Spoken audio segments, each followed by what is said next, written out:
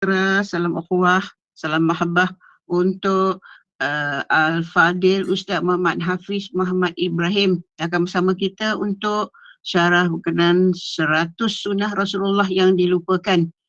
Untuk kuliah Usha pada malam ini, yang berusaha pun Rosniati Mansur bersama dengan tim Gubernur Iman yang dirahmati para sahabat penuntut ilmu yang terus setia berada di Google Meet Gubernur Iman untuk kuliah Isyak kita pada malam ini. Jadi syukur kepada Allah kita dapat lagi bersama dengan Al-Fadil Ustaz Muhammad Hafiz Muhammad Ibrahim.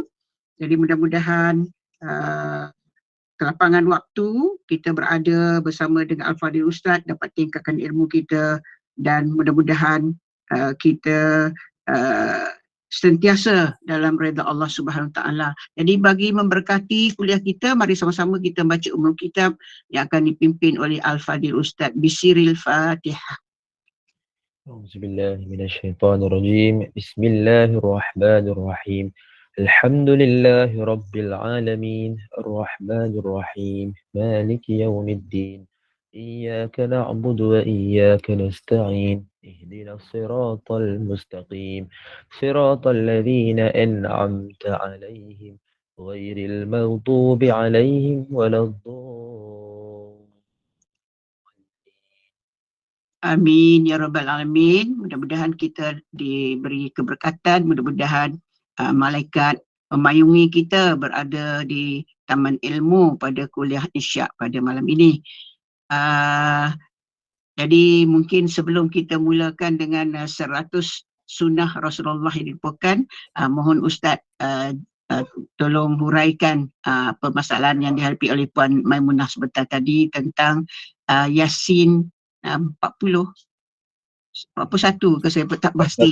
Betul. Okay, minta Ustaz beri penjelasan lah, mudah-mudahan dapat kita mengetahui lebih jelas. InsyaAllah, silakan. Okey, baik, sama-sama. Okey, baik, syukran, terima kasih kepada Bonda yang menjadi moderator pada malam ni. Alhamdulillah, bersyukur kita kepada Allah, kehadirat Allah, kita beri pertemukan lagi sekali. Jadi yang saya muliakan Bonda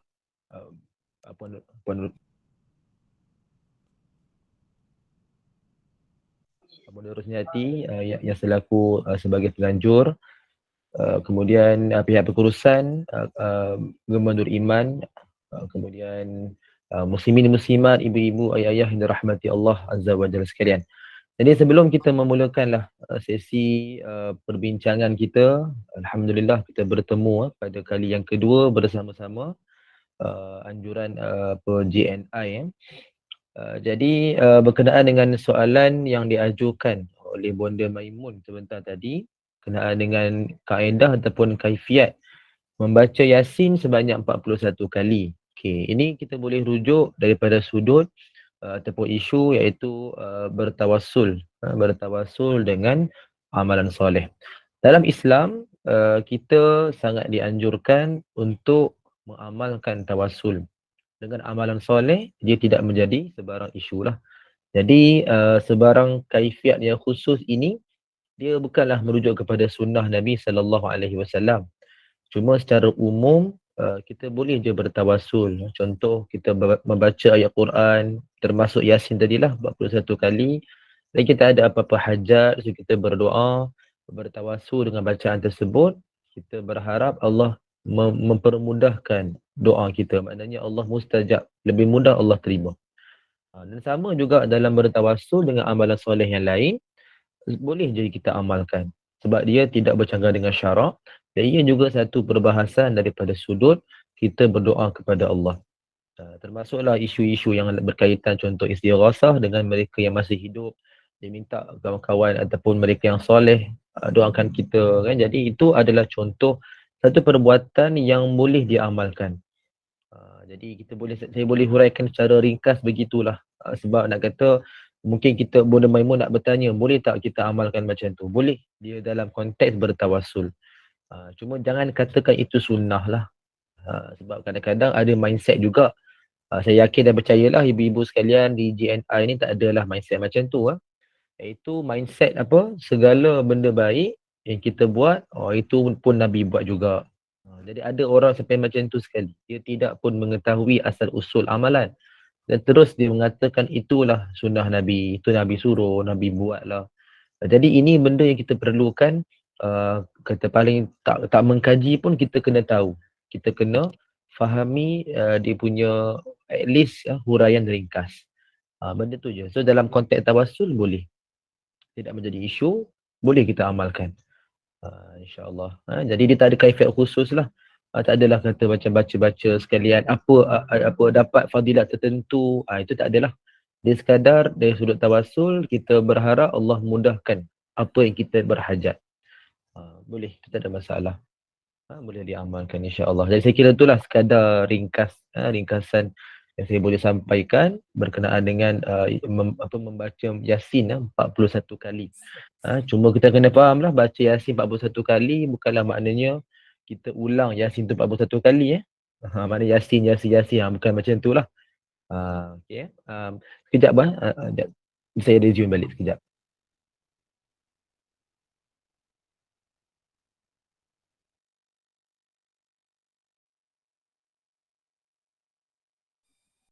Okey, jadi insya-Allah ibu sekalian mungkin semua dah tak bersabar dah. Kita nak mulakan insya-Allah. Jadi kita mulakan dulu dengan seperti biasalah saya buat sebelum ni, iaitu dengan soalan uji minda sikitlah. Kita nak starting kan, kita nak start engine dulu. So kita nak check dulu kita punya mindset, fikiran semua okey tak, clear tak, kok ada yang kena block ke apa ke. Okey, kita lihat pada soalan kedua pada malam ni. Jadi ibu-ibu sekalian boleh mengambil ruangan chat untuk menjawab soalan yang kita ajukan di dalam GM. Okay, soalan uji minda ni sekadar santai je lah insya-Allah. Okay, soalan kedua. Atau yang pertama ni, yang kedua, iaitu apabila seseorang melakukan kebaikan yang kita sampaikan, berapakah nilai ganjaran yang kita dapat? Masih ulang, apabila seseorang melakukan kebaikan yang kita sampaikan, berapakah nilai ganjaran yang kita dapat? Okay, di situ ada ABCD. A pertama iaitu separuh daripada amalan kebaikan. B sama seperti amalan kebaikan. C 10 kali ganda dengan amalan kebaikan. Dan D 700 kali ganda dengan amalan kebaikan. So ibu-ibu sekalian boleh ambil ruangan chat untuk jawab paling kurang ABCD je lah. ABC, jangan jawab ABC pula. Dia kena pilih salah satu lah. Okey, Bonda Farhana dah respon dah tu. Sama maknanya B lah. Okey. Bonda Irma jawab C, 10 kali ganda ke amalan kebaikan. Okey, Bonda Syikin pun sama, C Okey, kita nak uji kefahaman je lah. Sekadar kita nak apa orang kata, kita panaskan enjin kan. Kita nak check dulu kefahaman kita. Okay, Bonda Hasnas jawab B Alright. Okay, sementara tu kalau ada yang baru masuk, ada yang baru sedang memikirkan jawapan, bolehlah fikirkan jawapan dulu Dilarang Google, dilarang guna apa-apa perbincangan, tak boleh. Ni kena sendirian berhad. Jawab di ruangan chat insya-Allah. Lebih mudah supaya tak ada orang yang terasa terganggu lah. InsyaAllah Okay, Bonda Zaliha jawab C, Bonda AB pun jawab C. Okay, setakat ni B dengan C lah pilihan ramai A tak ada orang pilih lagi setakat ni. Masih lagi lonely kesian dia. D pun tak ada orang pilih lagi ni. Bukankah ada ayat Quran yang disebutkan sab'a sanabil fi kulli sumbulatin mi'atu habbah kan, yang menjadi 7 tangkai, setiap tangkai ada 100 biji kan. Ini 700 kali ganda lah. Mana tahu itukah yang dimaksudkan? Saya cuma bagi clue je lah saya tak suruh untuk percaya 100%, terima bulat-bulat tak. Saya cuma berikan clue so ibu-ibu sekalian boleh memikirkan. Bonda Farhana respon itu untuk sedekahkan ustaz. Ni tadi saya kena diam lah. Saya kena diamkan sebab kalau bagi tahu kan tak jawapan. So mungkin ada kebetulannya, mungkin ada kesalahannya. Okey, ibu sekalian boleh jawab dulu yang mana belum jawab, boleh respon di ruangan chat InsyaAllah dalam 30 saat kita stop lah. Stop soalan terus kita bincang apa jawapan. Jadi buka dulu slide untuk malam ni insya-Allah. Juga slide yang saya paparkan ni ibu sekalian boleh je snap ke ambil gambar supaya untuk rujukan kita lah sama-sama kita boleh sampaikan pada orang pun senang Okey, Bonda Irma pun ada respon saya pun fikir itu pahala sedekah. Mungkin betul, mungkin salah. Nanti kita respon selepas ni insya-Allah Respon sekarang nanti kan tahu lah apa jawapan dia kan. Okey, kita bagi masa sikit lagi. Lagi dalam beberapa saat. Saya nak buka slide ni. Jadi kalau dah tu kita terus bincangkan.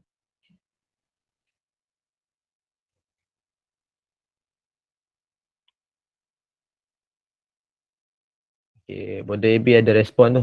Balasan setimpal dengan perbuatan. Kan Ustaz. Saya tak ada jawab lagi tu. Kalau jawab nanti kantoi. Nanti kita bincang sekejap lagi Okey, saya kira cukup saya itulah. Mungkin dah ramai apa dah tak sabar-sabar nak cek apa jawapan. Baik, jadi apakah jawapan yang kita nak bincangkan untuk malam ni Bagi kita lihat dalam soalan dia, saya ulang balik soalan dia. Okey, apakah apabila seseorang melakukan kebaikan yang kita sampaikan, berapa nilai ganjaran yang kita dapat? So A separuh, B sama, C 10 kali ganda, D 700 kali ganda. So apakah hadis dia? Dalam riwayat Abu Daud nombor 5129 yang mana daripada Abi Mas'ud Al-Ansari radhiyallahu anhu, Nabi sallallahu alaihi wasallam bersabda, "Man dalla ala khairin falahu mislu ajri fa'ili." Kama qala. Barang siapa yang mengajak seseorang kepada kebaikan, maka dia mendapat pahala yang sama seperti yang melakukan.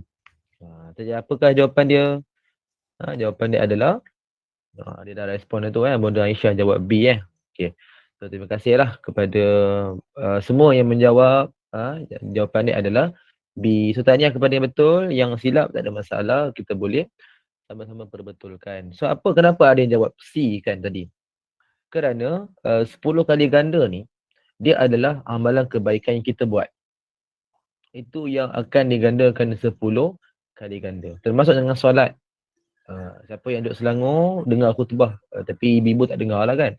Mungkin yang join khutbah online tu mungkin boleh dengar lah. Disebut dalam khutbah Jaiz di Selangor ini disebutkan satu hadis riwayat Muslim berkenaan dengan isu solat ataupun berkenaan dengan Isra Mi'raj ni, termasuk dengan isu solat. So yang menjadi daripada 50 jadi 5 kan. So 5 itu yang setiap kali solat akan digandakan 10 kali ganda. So itu contoh, bahkan banyak lagi hadis yang menyebutkan setiap kebaikan akan menjadi 10 kali ganda, termasuk dengan baca Quran kan. Dalam riwayat At-Tirmizi 2910. Siapa baca Quran, man qara'a harfan min kitabillah falahu bi hasanah wal hasanatu bi asyri amsalihha kan. Kama qala, satu kebaikan 10 kali ganda. So banyak kebaikan amalan soleh yang digandakan 10. Tapi itu adalah perbuatan kita sendiri. Kita mendapat 10 kali ganda kebaikan. So itu satu bonus lah Allah beri kepada kita. Satu pun dah dapat, lagi 9 ekstra kita dapat. Okey. Ya tadi yang jawapan ni adalah sama bila kita sampaikan pada orang. So bila dia buat, apa yang dia dapat tu kita dapat juga.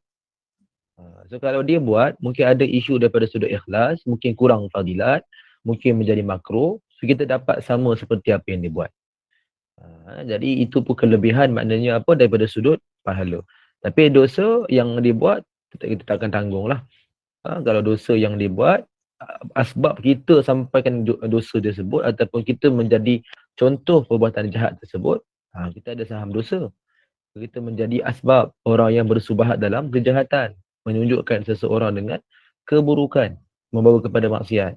So baik yang baik ataupun yang buruk, dua-dua kita dapat kita dapat dia punya balasan.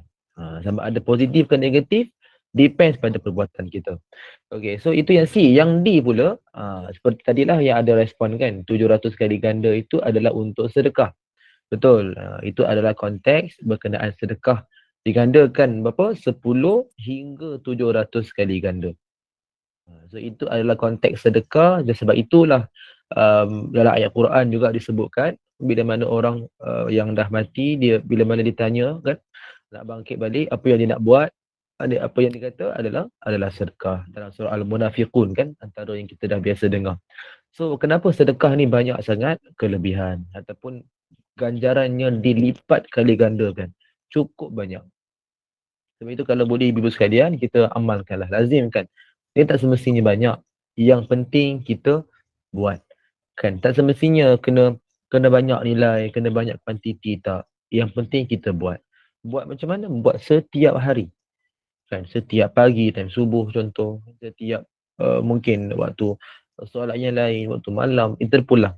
Antara waktu yang terbaik adalah pagi lah. Waktu subuh tu sangat digalakkan. So amalkanlah ibu-ibu sekalian. Yang penting kita berikan, insya-Allah. Yang pada adalah bilah. Sedangnya kepada semua, insya-Allah kita amalkan. Baik, jadi insya-Allah kita sambung perbincangan kita yang mana hari itu kita dah bincang beberapa sunnah. Okay, saya akan sharekan slide berkenaan dengan sunnah untuk malam ini.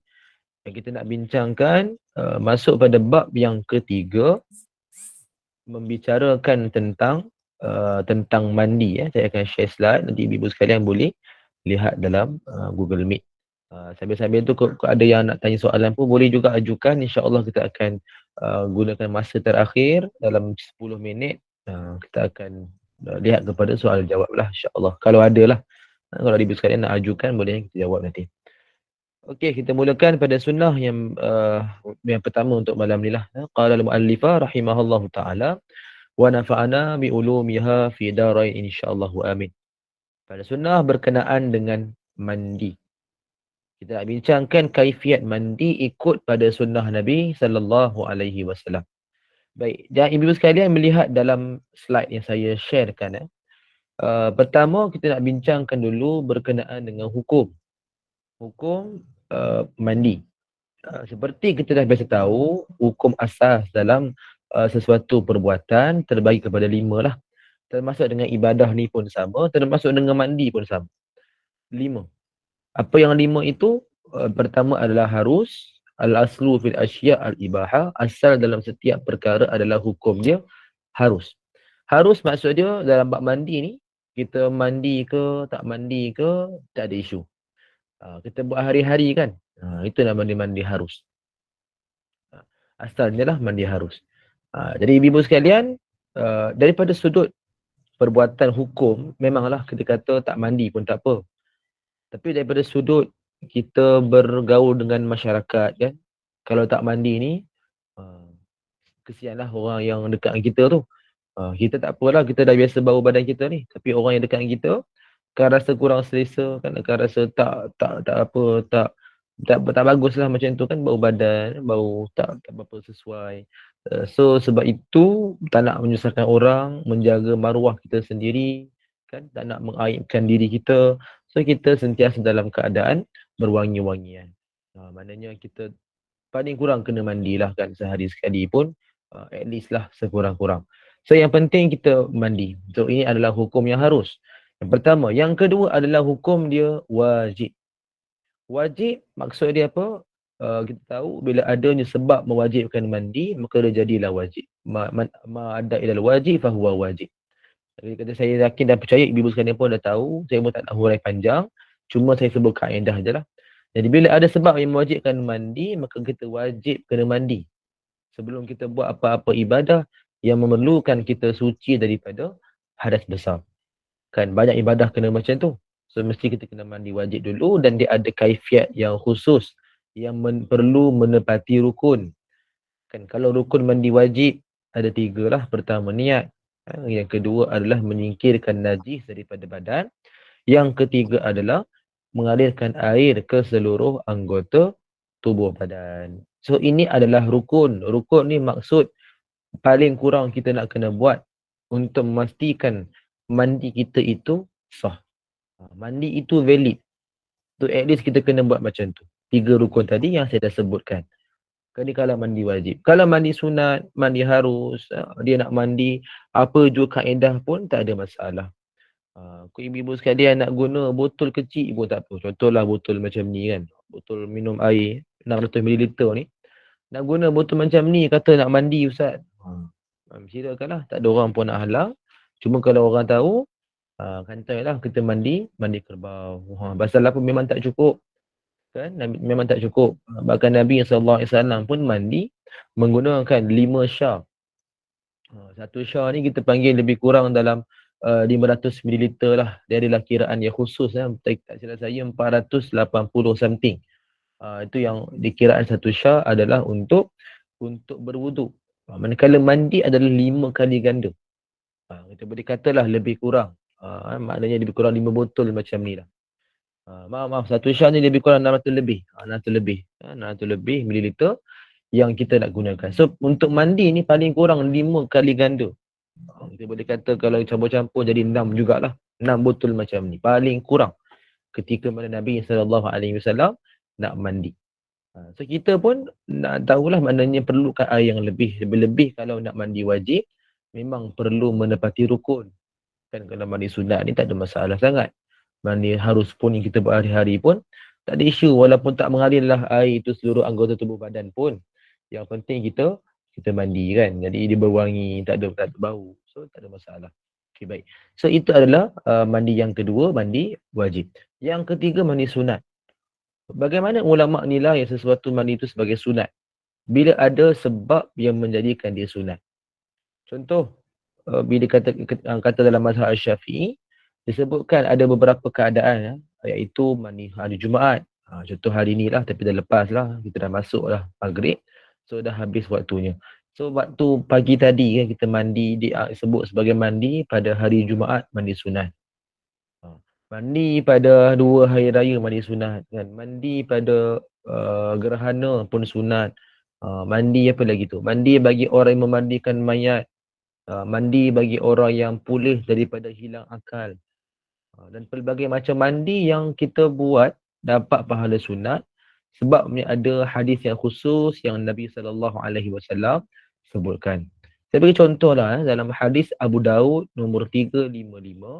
Hadis yang sahih, yang mafhum hadis, Nabi SAW menyuruh supaya orang yang nak memandi, orang yang mu'allaf, orang yang mu'allaf, kita nasihatkan dia supaya dia mandi menggunakan daun sidr. Sidr ni apa? Daun bidara. So ini contoh hadis lah nak sebut Nabi yang suruh gunakan daun sidr dan Nabi suruh buat apa? Nabi suruh mandi. Bagi siapa? Orang yang mu'allaf. Adakah dia wajib? Tidak. Sebab tak ada syarat pun kalau nak jadi mu'allaf. Syarat sah syahadah dia mesti kena mandi wajib. Tak ada. Kan bila berlakunya mewajibkan mandi, baru dia kena mandi wajib lah. Kan even mandi sunat. Jadi sebut tadi mandi sunat. Jadi sebab apa sunat? Dia bersyukur kepada Allah. Dia lebih kepada konsep kita bersyukur. Ada yang bertanya tu, mandi taubat. Ikut pada hadis tak disebutkan secara khusus sunat mandi taubat. Yang ada taubat adalah solat.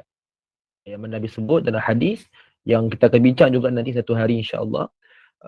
Iaitu kita dah buat satu benda yang berdosa, maka laksanakanlah 2 rakaat solat. Itu yang merujuk kepada solat taubat. Dan ibu-ibu sekalian boleh lihat dalam hadis berkenaan Ka'ab bin Malik. Dalam saya lah riwayat Al-Bukhari 4418. So itu bermaksud kepada ada kisah dia yang mana disebutkan sahabat buat lepas dia bertaubat, dia teringat tentang Nabi yang memberi pesan solat 2 rakaat. So dia buat solat tu. So itu dimaksudkan dengan solat taubat. Maka itu ada hadis yang jelas dan itu dijadikan satu syariat. Mandi taubat dia tidak ada hadis secara khusus. Kalau kita nak buat niat khusus pun dia menjadi mandi yang harus. Sebab apa? Kaedah tadilah dia tak jadi mandi sunat. Dia tak ada pun hadis yang sebut mandi sunat. Sekadar mandi syukur, itu pun kalau sebab yang ada dalam syarak baru disebut sebagai mandi sunat. Tak ada sebab secara khusus dalam hadis, maka disebut sebagai mandi harus. So nak buat silakan, tak ada masalah. Bukan benda yang bercanggah dengan syarak. Cuma tak boleh kata sunnah lah. Sebab dia bukan dalam hadis. Dia tak ada boleh sebutkan sebagai mandi yang Nabi suruh ke, mandi yang Nabi amal ke, mandi Nabi iktiraf ke, tak ada. So jadi mandi harus. Macam itulah, itu kaedah dalam menetapkan hukum. Nak buat boleh ke tak? Boleh. Tak ada benda, tak ada selagi mana tak tengah syarak, boleh kita amalkan. Daripada sudut amalan insya-Allah. Okay, baik. Soalan yang Bu Nuri ni kita akan hold dulu. Kita akan jawab kemudian insya-Allah. Okey, berkenaan dengan hukum tadi sebut dah sunat. Yang keempat adalah makruh. Makruh bila menjadikan satu mandi itu adanya sebab-sebab yang makruh. Contoh apa? Kita membazirkan air. Bazirkan air ni bukan sekadar waktu mandi, wuduk pun sama. Dan tu ustaz, kalau saya lebihkan sampai kali yang ketiga, saya ambil wajib sekali cukup lah, kali ketiga tak payah, itu sunat yang khusus. Kan kita ambil wuduk, maknanya setiap anggota tu kita buat sampai 3 kali. Itu memang sunat yang khusus. Maka itu tak dikira membazir. Itu bermaksud kita menyempurnakan sesuatu yang telah kita laksanakan pada kewajipan. So itu memang disunat kita amalkan. Yang makruhnya apa? Bila lebih daripada 3 tu. Apa hikmah dia ustaz? Sebab itulah cara Nabi amalkan. Kan Nabi SAW amalkan, maka itu satu petanda kita pun ikutlah seperti Nabi buat. Jadi Nabi buat 3 kali sebab apa? Menyempurnakan sesuatu kekurangan yang ada pada yang basuhan yang wajib. So basuhan lebih daripada tu dikira makruh. Walaupun lebih kita anggap alah lebih lagi bagus ustaz. Sebenarnya tidak. Kerana apa? Itulah maksudnya kita gunakan bukan pada hak. Kan? Kita gunakan air bukan pada tempat dia. So itu yang dimaksudkan dengan makruh. So kita elakkan. Nah, walaupun akal kata macam bagus lah kan. Kita buat banyak-banyak air lebih kita yakin. Sebenarnya tak. Itu tanda kita semakin was-was. Kan kita tak cukup lagi. Tambah lagi sampai 5-7 kali kita basuh setiap anggota. Padahal sunnah dia 3 kali. Kita kata, oh dia lagi bagus tak? Lebih banyak saya basuh air kan. Basuh anggota badan, gunakan air. Lebihlah bagus, lebihlah berkat. Kita mandai-mandai pula. Padahal itulah makruh. Sebab adanya perasaan was-was, kita rasa tak yakin perbuatan yang dah sebut sebagai sunnah tu betul. So itu bahayalah. Sebab itu elakkan makruh sebaik-baiknya. Maka jadi itu yang keempat, mandi yang makruh bila ada sebab yang menjadikan dia makruh. Satu lagi, mandi gunakan air panas yang dibiarkan yang kita biarkan secara terbuka yang sehingga menyebabkan mudarat.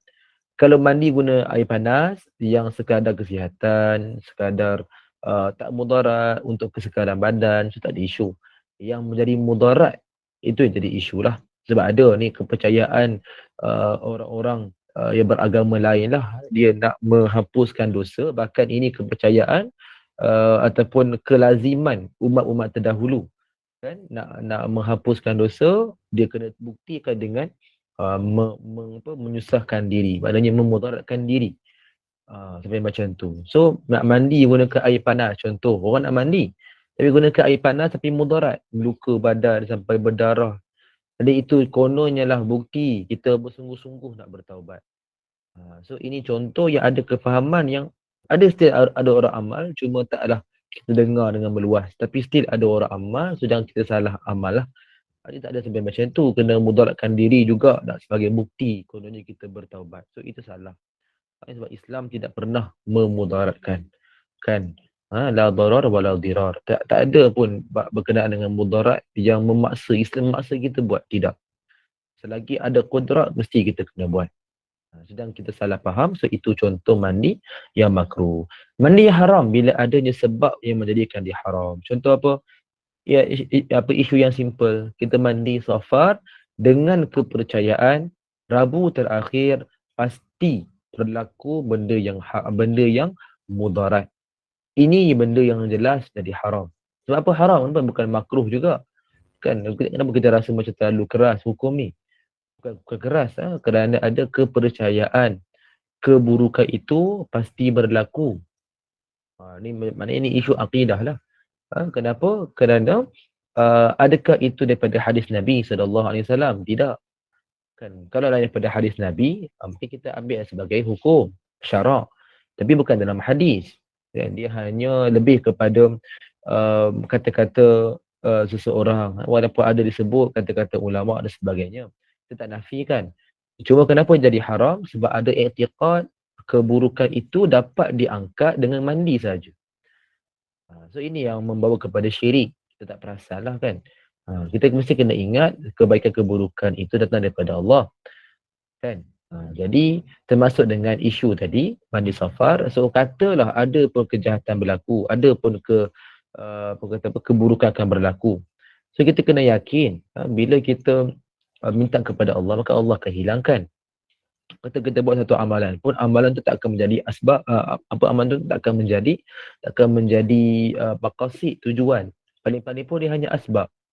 Pasti yang memberikan ke, yang mengangkat ke adalah Allah.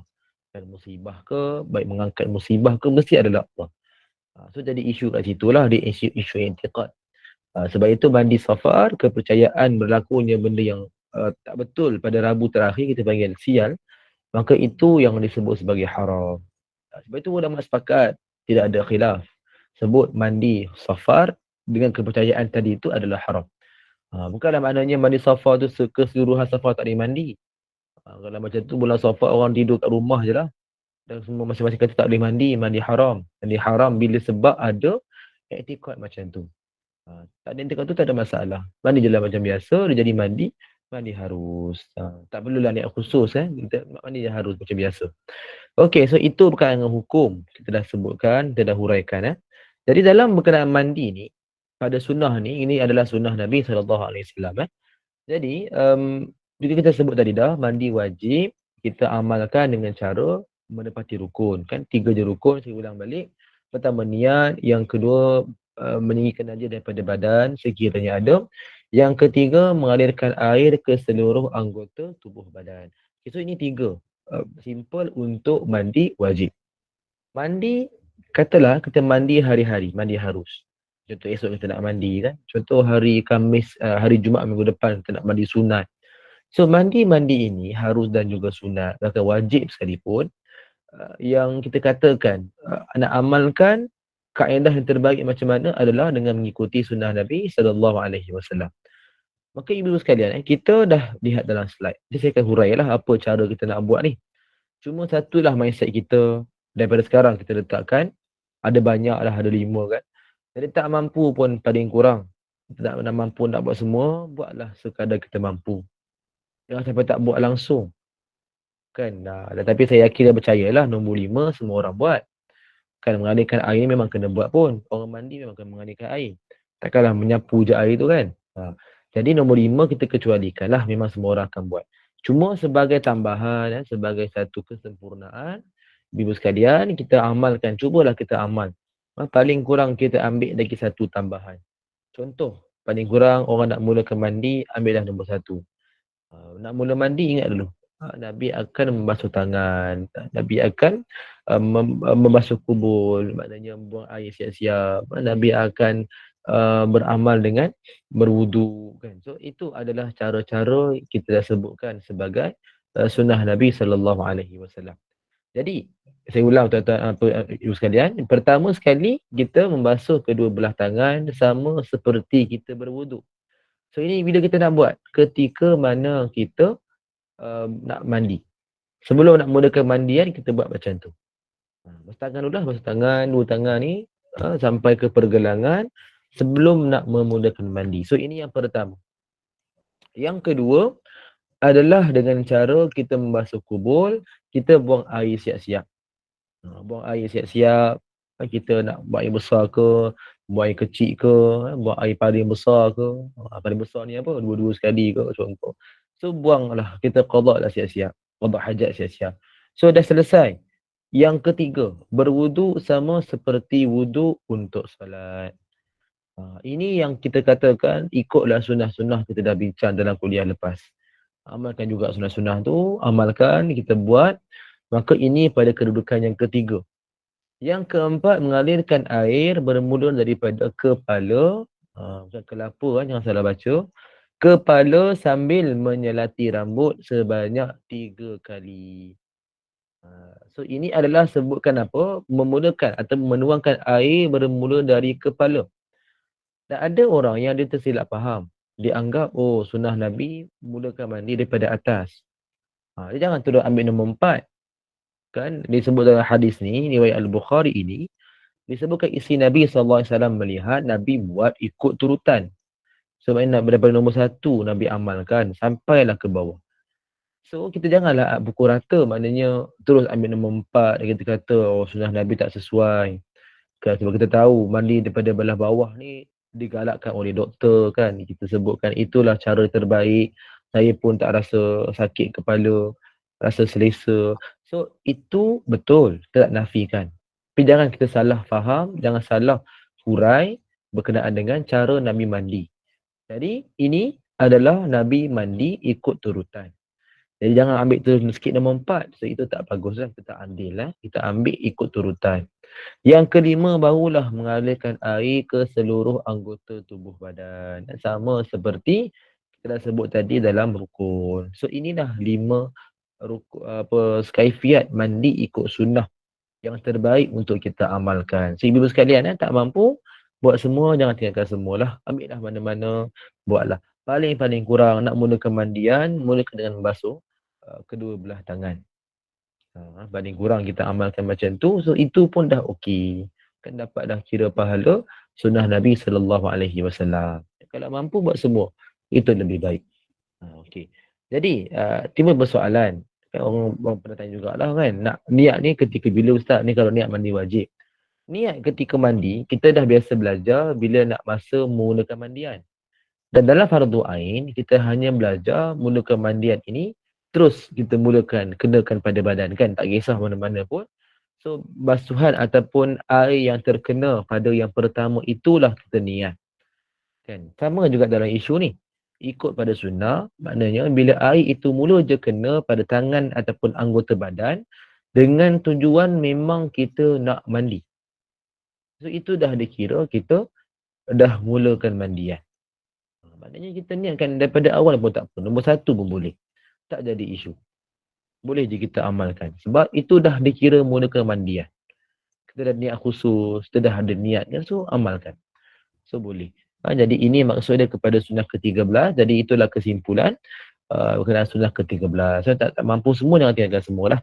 Okey, kita lihat lagi beberapa sunnah sebelum kita simpulkan untuk malam ni. Masuk pada bab yang keempat, iaitu berkenaan dengan azan. Dalam kuliah lepas kita dah bincang dah satu sunnah kan, sunnah berkenaan dengan selawat kepada Nabi SAW. Baik, ini sekarang kita nak tengok sikit dulu beberapa hadis berkenaan dengan azan. Jadi ini adalah sunnah yang ke-14 membicarakan tentang sunnah kita jawab azan lah. Jadi hadis yang ni umum. Hadis yang kedua pula adalah khusus yang kita dah biasa pun dengar. Kita dah biasa amal. Dalam riwayat Abu Daud, nombor 527. Okay, so ini adalah sunnah ke-14. Kita nak kata just ringkaskan je sebab kita dah tahu kan, kita dah biasa amal. Kita lihat pula pada sunnah yang ke-6, yang ke-15. 65 pula. Sunnah ke-15 iaitu berselawat kepada Nabi Muhammad SAW selepas azan. So ini kita bincang dulu tu. Pada kuliah lepas kan, lepas je azan pastikan selawat. Selawat macam mana ringkas pun tak apa. Contoh kita dengar nanti esok pagi kan, dengar azan subuh. So dengar je azan, kita baca, kita lafazkan. So dawat azan sampai akhir. Dah habis la ilaha illallah, amalkanlah doa ni. Kan? La ilaha illallah, kita sebut dulu selawat. Tu kita bacalah doa yang bawah tu. Yang penting selawat. Selawat ringkas pun tak apa. Sallallahu ala Muhammad pun tak apa. Allahumma salli ala Muhammad pun tak jadi isu. Baca panjang pun tak ada masalah. Cuma kalau baca panjang ni orang semua dah mula dah nak solat. Kita duduk baca lagi bacaan kan. Jadi itu kurang sesuai. Tapi nak amalkan boleh ke tak? Boleh. Tak ada masalah. Yang penting kita bacalah doa, kita sempurnakan ibadah yang kurang sempurna. Okey. So ini pada sunnah ke-15. Saya kira ni semua ibu sekalian dah profesional lah. Tak ada masalah kan. Kita lihat pada sunnah yang ke-16. Saya kira ni kita terakhir lah pada malam ni sebelum kita tengok pada soalan. Dan juga bacaan Al-Mulk kan insyaAllah. Jadi kita lihat dulu pada sunnah yang ke-16 sebagai penutup untuk malam ni, iaitu tajuk yang diberikan doa azan. Doa azan. Okay, tajuk dia macam simple. Tapi sunnah dia bukan biasa-biasa lah. Bukan biasa-biasa sebab sunnah dia agak baharu dan orang ramai yang tak tahu. So kalau kita ni amalkan memang nampak special sungguh lah. Jadi kita akan cuba amalkan seperti biasalah, cubalah sungguh-sungguh kita amalkan. Okey, apa hadisnya? Hadis daripada Sa'ad bin Abi Waqqas radhiyallahu anhu. Benda beliau berkata bahawa Rasulullah SAW bersabda yang bermaksud, sesiapa yang mendengar bacaan muazzin. Lalu dia berdoa, asyhadu an la ilaha illallah wahdahu la syarikalah wa anna Muhammadan abduhu wa rasuluhu raditu billahi rabba wa bi Muhammadin rasulah bil Islam dina, maka dosanya akan diampuni. Ini hadis sahih riwayat Abu Daud nombor 525. So ini nak menekankan kepada kita, lepas je solat ibu-ibu sekalian, lepas solat, kalau boleh sempatkanlah baca doa ni. Nak baca bila ni? Ada dua keadaan. Yang pertama, kita bacakan doa ni lepas azan. Selawat dulu kan, biasa selawat tu. Lepas selawat, bacakan doa ni. Baca dulu doa yang wasilah kita biasa amal tu. Apa, Allahumma rabbaha zihid da'wati tamah, lepas selawat. Lepas doa tu, baru bacakan doa yang saya buka ni. Maknanya dalam slide sebelum kita buka next. Slide ni, kita bacalah penuh. Lepas habisnya kita dah berselawat, dah baca doa yang biasa kita baca doa ni. Dan saya kira ramai yang kita rasa macam payah. Banyaklah ustaz nak baca kan. Saya biasa baca doa yang pendek-pendek. Kan saya biasa baca doa ni pun ustaz, saya tengok kawan saya baca, saya aminkan. Saya tak hafal doa dia, saya tengok kawan saya baca. Kita pun kata saya aminkan ustaz. Kan? Sampai maknanya apa, dia tak amalkan, dia tak hafal. So, tak apa, bagi kita yang tak mampu, panjang sangat nak baca, mungkin keliru. Bagi yang boleh tu, bolehlah. Bagi yang tak mampu, dia ada kaedah yang kedua, yang juga boleh kita amalkan. Itu disebut dalam hadis, apa yang disebut dalam syarah Muslim oleh Imam An-Nawawi rahimahullah. Beliau menggunakan kaedah menggabungkan hadis.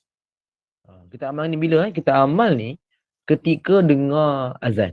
Tadi tu dah jawab azan, baca doa tu. Ataupun dalam dah selesaikan semua kan, sunnah-sunnah berkenaan dengan azan. Yang ni pula kita baca ketika dengar azan. Maksud dia apa? Ketika azan berkumandang, kita dah jawab azan. Itulah dah sunnah dah. Lepas habis tu kita akan membaca selawat. Kan, selawat, betul baca doa apa wasilah tu, betul baca doa yang tadi itulah yang penuh. Itu tak, kalau tak mampu, buat macam biasa, tak perlu baca doa yang tadi itu yang wasilah, doa yang ni, doa hadis yang next sebelum kita sebut tadi kan. Jadi kita bacakan doa ni. Kita baca ni bila? Ketika mendengar azan. Maksud dia apa? Muadzin sebut asyhadu an la ilaha illallah, ulang balik yang sama, bacakan bacaan ni. Asyhadu an la ilaha illallah wahdahu la syarikalah. Muadzin sebut asyhadu anna Muhammadar Rasulullah. Kita ulang balik yang sama. Asyhadu anna Muhammadar Rasulullah. Jawablah raditu billahi rabba wa bi Muhammadir Rasulah wa bil Islam dina. Jadi ibu-ibu sekalian, amalkan doa ni pun boleh juga. Ni kaedah dia bila? Ketika dengar ketika dengar azan dikumandangkan. So bacalah doa ni, tak ada masalah. Baca je, berulang pun tak ada masalah, yang penting kita amalkan. Jadi katalah yang kedua pun tak mampulah ustaz, saya ni dah tua dah, nak tunggu masa je ustaz ni. Tunggu masa ni sampailah masa ni. Maknanya apa, tak mampu nak hafal, kita rasa beban. Kita apa, bagi yang rasa sebegitu, dia boleh dia untuk membaca.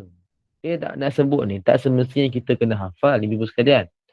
Kan, antara kita ada yang rasa macam terlalu kena beban. Maknanya kena perfect, kena hafal sungguh-sungguh, kita amalkan. Sebenarnya tak.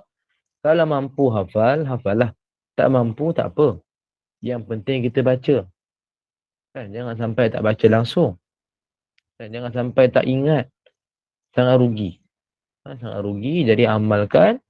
So yang penting kita biasakan. So ini kaedah yang kedua. Bagi yang tak mampu hafal, tak mampulah ustaz, letih lah kan. Bacalah kaedah yang ketiga. So, kaedah ketiga tu, iaitulah kita duduk diam-diam, jangan buat bising. Itu pun boleh. Maknanya kata apa, ni benda sunat. Kalau boleh sungguh-sungguh kita amalkan. Tak mampu, tak apalah. Tapi rugilah bagi orang yang mampu, sempat, orang yang boleh hantar untuk kita amalkan. So kalau boleh kita amalkanlah. Jangan sampai tak amalkan ibu sekalian. Tak mampu dalam sehari 5 kali pun kita amalkanlah sekali 2. Terpulanglah. Tapi kalau kata tak mampu juga tak apalah. Tapi jangan sampai kita menyebut ni tak sayang Nabi lah. Jangan macam itulah. Itu dah terlalu terlalu macam keras kan. Orang tak amal je satu sunnah dia dah belajar. Kita sebut orang ni tak sayang Nabi, tak cinta Nabi. Nabi tak kenal umat ni. Jangan macam itulah, terlalu macam keras, terlalu ekstrim. Sebab ini benda sunat. Dia ada keluasan, jadi maknanya terpulanglah. Yang penting, kalau kita amal, dapatlah ganjaran, dapatlah kelebihan. Kan? Tapi kalau tak amal, rugi sangat. Sangat rugi sangat. Okey. Masa dah 10-2 minit. Kita sambung sikit juga. Sebab soalan pun tak banyak, baru satu. Sambung sikit lagi lah. Saya cuba huraikan secara ringkas saja berkenaan sunnah yang ke-17. Sebab saya tak nak huraikan panjang, dia akan jadi perbahasan dia agak panjang. Saya cuma nak sebut ringkas dulu, sekadar sama-sama kita ambil manfaat. Iaitu berkenaan dengan isu solat witir. Solat witir, saya tak nak huraikan panjang-panjang. Saya nak sebut singkat je, ibu-ibu sekalian. Witir ni antara wasiat Nabi SAW.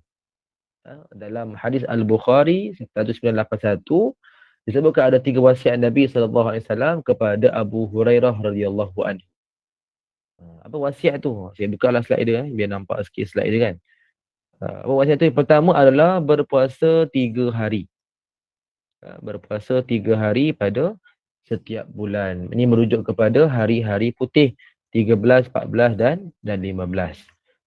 So kalau boleh kita amalkan. Okey, ini wasiat Nabi yang pertama lah. Saya tak nak fokus dengan isu ni. Cuma saya dah sebut sekali imbas, so kita dapatlah sesuatu kan. Okey, ini yang pertama.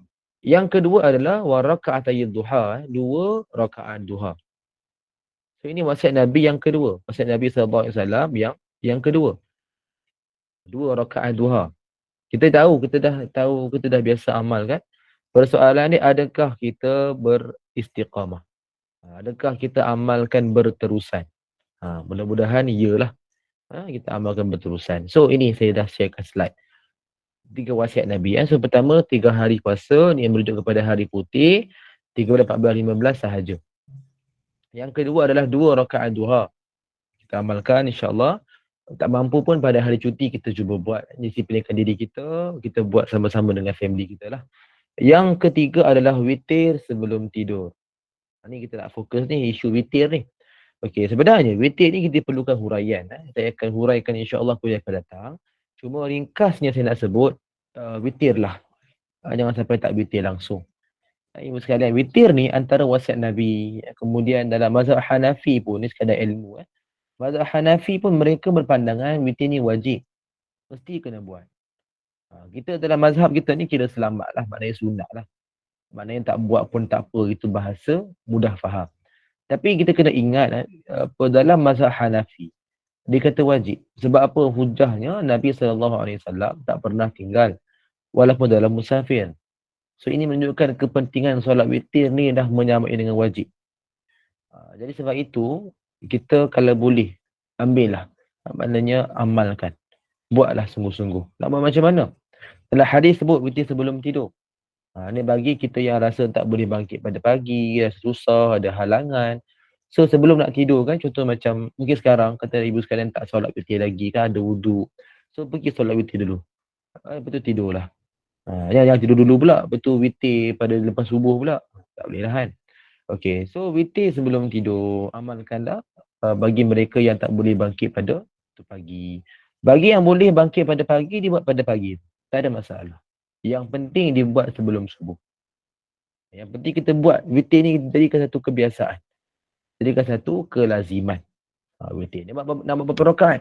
Paling kurang 1 rakaat pun tak apa. Itulah makna witir. Datuk Ustaz yang Nabi sebut, Nabi yang biasa amal 3 rakaat. Nanti kita akan huraikan apa maksud dia. Tapi paling kurang 1 rakaat pun dah memadai. Maksud dia, ibu sekalian, lepas solat fardu isyak, contoh dah solat fardu isyak, terus kita buat 1 rakaat witir pun boleh. Ataupun nak buat dulu 2 rakaat ba'diyah dulu kan, macam biasa kita buat. Lepas tu baru nak buat witir pun tak apa. Yang penting kita amalkan. Yang penting kita buat. So tak apa, nanti saya akan uraikan lagi witir ni, dia punya panjang sikit perbahasan. Jadi ibu sekalian, kita boleh lihat pada kuliah akan datang lah. Baik, kita tengok pada soalan dulu sebelum kita baca ke surah Al-Mulk bersama-sama insya-Allah. Okay, Bonda Norini ada bertanya, Ustaz, mandi sunat hari Jumaat itu khusus untuk lelaki yang nak pergi solat Jumaat saja ataupun orang perempuan? Okey. Kalau boleh, bila waktu dia? Baik, ini soalan yang menarik juga. Mandi Jumaat ni dia berlaku pada semua orang.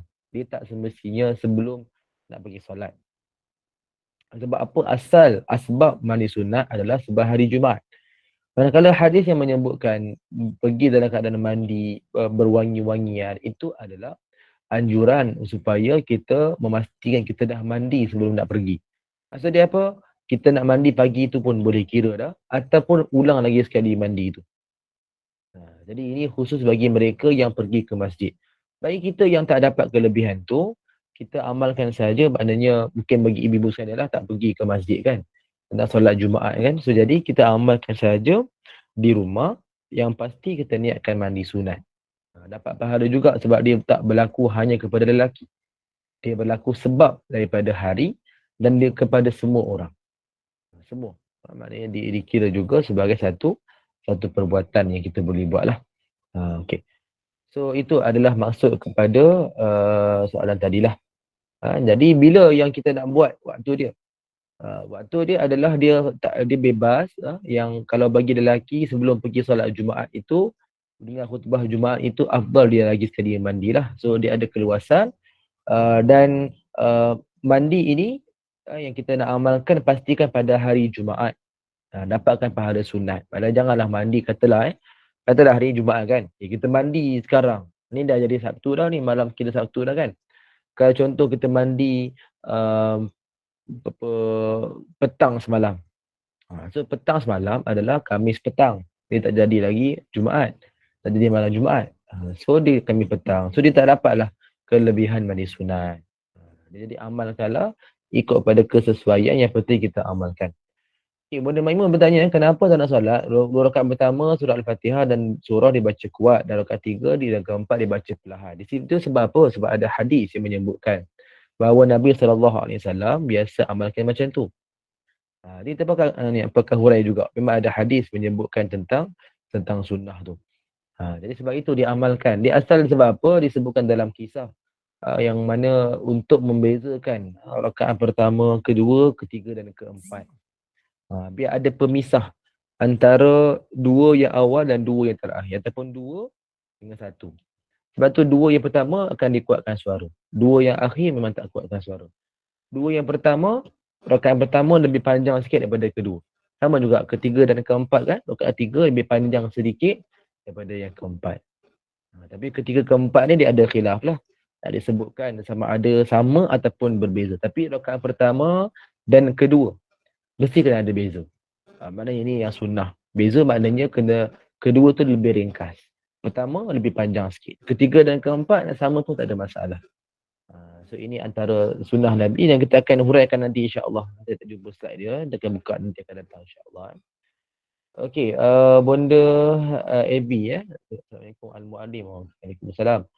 Selepas jawab azan dan membaca bacaan dalam sunnah ke-16, baca selawat dan doa, perlukah kita membaca doa untuk kedua ibu bapa? Okay, ini lebih kepada satu amalan daripada ulama kan. So perbuatan ni nak amal tu boleh, tak ada masalah sebab dia tak jaga syarak. Tapi tak disebut sebagai sunnah lah. Secara sebab apa? Sekadar yang saya belajar, sekadar dalam hadis yang saya tahu, tak disebutkan secara khusus untuk dibacakan bacaan Rabbi fili wali walidayya kan selepas daripada azan. Itu lebih kepada satu amalan yang salih yang diamalkan oleh ulama lah. So tak ada masalah untuk diamalkan. Cuma jangan sebut sebagai sunnah. Boleh je. Nak kata perlu ke tidak tu bergantung pada individu lah. Kalau dikata dia nak amalkan sunnah secara khusus, secara spesifik, so dia takkan buat di situ. Dia akan amalkan doa ni waktu yang lain. Contoh bila waktu dalam mustajab doa ni kan, sujud dalam sujud ke, dalam tahiyat akhir ke, sebelum bagi salam, so dia akan doa kat situ. Ataupun lepas solat, so dia amalkan macam tu. Jadi bagi yang rasa tak ada masalah nak buat, silakan. So dua-dua boleh, tak perlulah kita rasa nak bergaduh ataupun nak memperbesarkan isu yang kecil lah. Sebab tetap kena adakan beza antara sunnah Nabi dan juga yang bukan sunnah. Okey, itu. Okey, Bonda Wan Aisyah. Okey, mandi Nabi mula daripada 3 kali kepala. Tapi di sebelah pagi disarankan menjurus air dari kaki ke atas. Ini yang disebut tadi tu. Berkenaan dengan mandi ni, dia yang kita ambil nombor 4. Nombor 4, kita buka pada slide tadi ya. Ni ramai sebenarnya tersilap faham lah. Okay, so kita sebut ni sekadar sama-sama kita kita check balik. Supaya jangan salah faham Okey, ramai yang anggap benda tu macam seperti mana yang Bonda Wan Aisyah ajukan soalan ni. Dia menganggap okey, sunnah Nabi terus mulakan mandi daripada atas. Kita sebut tadi dah. Cara Nabi mandi ni dia tak mula terus dengan atas. Kita sebut dia tadi iaitu memulakan dengan membasuh kedua belah tangan, membasuh kubul, maknanya kita buang air siap-siap. So bila kita dah basuh tangan, kita basuh kubul lah biasanya. Basuh kubul ni maknanya dah basuh bahagian bawah. Basuh bahagian bawah. So itu dah memadai.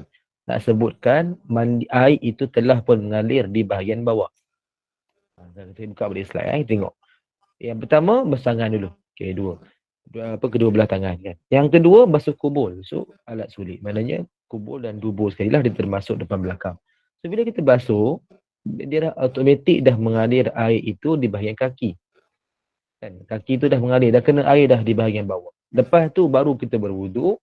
Kalau wuduk pun sama, kita akan basuh muka, tangan, selain kepala, kaki kan. Dan lepas tu baru kita akan mula daripada bahagian atas. So dia bukan terus ambil nombor 4 mula daripada atas. Dia bermula ikut turutan. So kalau ikut sunnah ni jelas. Maknanya dia tak bercanggah dengan kesihatan dan juga kita akan dapat pahala sunnah. Tapi kalau kita ambil sikit mana-mana pun it's okay, tak ada masalah. Jangan sampai kita menafikan, tak nak terima, itu masalah lah. Sebab jelas dengan hadis kita dah bawakan kan, jelas dengan kata-kata ulama kita dah huraikan. So kalau kita tak percaya itu bahaya, tolak tu bahaya. Tak buat tak apa lagi buat sunnah tak buat tak apa, jangan sampai kita tak percaya, itu bahaya lah. Sebab kita tahu ni adalah sumber hukum kita lah. Jadi kita amalkan insya-Allah sama-sama. Itulah saya kira cukup sekali itu untuk malam ni. Manakan masa pun dah 10 suku, kita pun nak baca surah Al-Mulk kan insya-Allah Okey, kita insya-Allah kita tangguh dulu majlis kita ni untuk baca untuk majlis ilmu. Insya-Allah kita akan hurai lagi, kita akan sambung pada kuliah akan datang Okey, jadi saya edit dulu slide. Jadi boleh minta ni lah kepada pihak penganjur lah untuk paparkan Al-Mulk. Insya-Allah kita akan baca sama-sama surah Al-Mulk. Okey. Kalau kita nak start dulu ke macam mana admin? Admin GNI. Boleh start. Okey, kita start dulu Okey, baik-baik insya-Allah. Nanti terus. Okey, okey baik, boleh. InsyaAllah kita akan mula dulu, nanti insyaAllah pihak berurusan akan sharekan slide lah macam biasa Okey, sama-sama kita mulakan dengan insyaAllah Al-Fatihah dululah. Al-Fatihah. A'udzubillahi minasyaitonirrajim. Bismillahirrahmanirrahim. Alhamdulillahi rabbil alamin. Ar-Rahmanirrahim. Maliki yaumiddin. Iyyaka na'budu wa iyyaka nasta'in. Ihdinas siratal mustaqim. صراط الذين أنعمت عليهم غير المغضوب عليهم ولا الضالين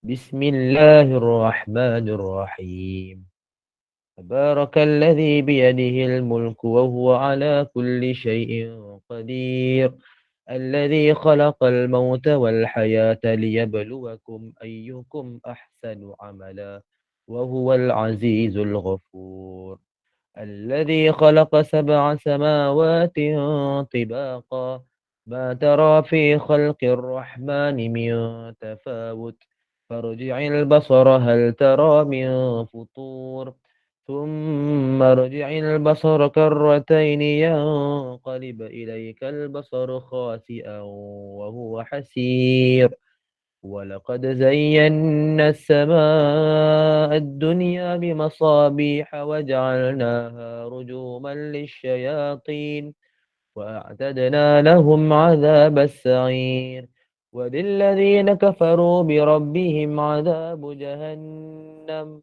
وبئس المصير إذا ألقوا فيها سمعوا لها شهيقا وهي تفور تكاد تميز من الغيظ كلما ألقي فيها فوج سألهم خزنتها ألم يأتكم نذير قالوا بلى قد جاءنا نذير فكذبنا فقلنا ما نزل الله من شيء إن أنتم إلا في ضلال كبير وقالوا لو كنا نسمع أو نعقل ما كنا في أصحاب السعير فاعترفوا بذنبهم فسحقا لأصحاب السعير إن الذين يخشون ربهم بالغيب لهم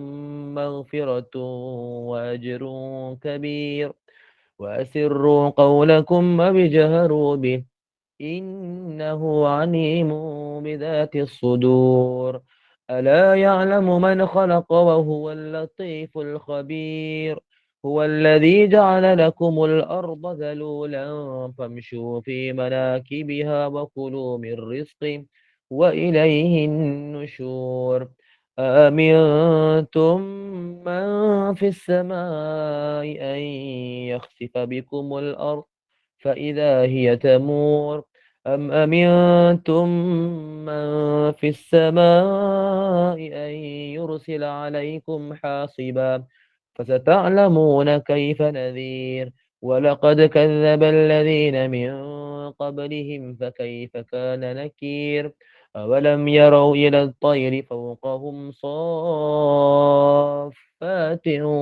ويقبض ما يمسكهن إلا الرحمن إنه بكل شيء بصير أمن هذا الذي هو جند لكم ينصركم من دون الرحمن إن الكافرون إلا في غرور أمن هذا الذي يرزقكم إن أمسك رزقه بل لجوا في عتو ونفور أفمن يمشي مكبا على وجهه أهدى أمن يمشي سويا أمن يمشي سويا على صراط مستقيم قل هو الذي أنشأكم وجعل لكم السمع والأبصار والأفئدة قليلا ما تشكرون قل هو الذي ذرأكم في الأرض وإليه تحشرون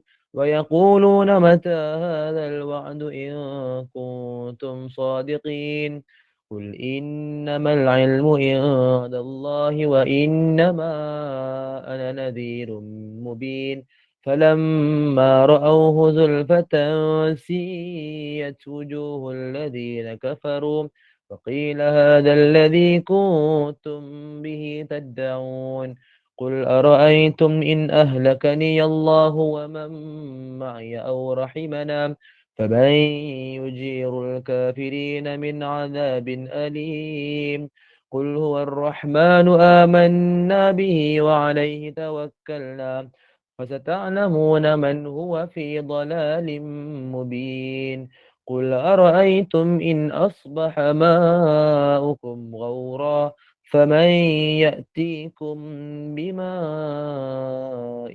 معين صدق الله العظيم. Allah Azim, Alhamdulillah. Alhamdulillah, syukur pada Allah bila isyak kita berjalan lancar dengan 100 sunnah yang dilupakan. Moga sunnah ini menjadi amalan kepada kita di dalam menjalani kehidupan seharian. Banyak sunnah-sunnah yang telah Ustaz sampaikan untuk malam ni. Kita dah masuk sunnah yang ke-16. Moga sunnah-sunnah ini menjadi amalan kita, insya-Allah ganjaran pahalanya sangat banyak. Kita tangguh pengajian kita untuk malam ni Ustaz. Kita sambung lagi insya-Allah di lain ketika. Saya mohon izin Ustaz untuk saya buatkan sedikit hebahan untuk kuliah besok Ustaz. Pada pukul 6 pagi kita kuliah subuh bersama Al-Fadhil Ustaz Abdul Hakim bin Wan Muhammad Nur dengan bacaan surah Yasin Hizb Bahar dengan surat Mubin, doa dan tazkirah. Pada pukul 8.15 kita ada kuliah duha bersama Al-Fadhil Ustaz Mat Nazri bin Mustaqim dengan tadabbur surah Al-Baqarah. Pada pukul 5.15 petang kita ada kuliah asar bersama Imam Muhammad Farid bin Sya'ari, kuliah berkitab hadis 40 Imam Nawawi. Pada pukul 8 malam kita ada kuliah maghrib bersama Al-Fadhil Ustaz Abdullah Umar bin Mat Saleh dengan tafsir Al-Quran. Pada pukul 9.15 malam kita ada kuliah isyak bersama Al-Fadhil Ustaz pilihan, belum tak tahu lagi Ustaz mana. Itu saja untuk besok Ustaz. Dengan itu saya ucapkan ribuan terima kasih kepada Ustaz, terima kasih kepada Gema Nur Iman, terima kasih kepada semua jemaah. Saya mewakili Gema Nur Iman memohon ampun dan maaf ada sebarang kekurangan di dalam majlis kita pada malam ini. Segala yang baik itu daripada Allah dan yang buruk itu adalah daripada kami sendiri. Bagi mengakhiri majlis, mohon Ustaz membacakan doa penutup sesuai kafarah dan surah Al-Asr.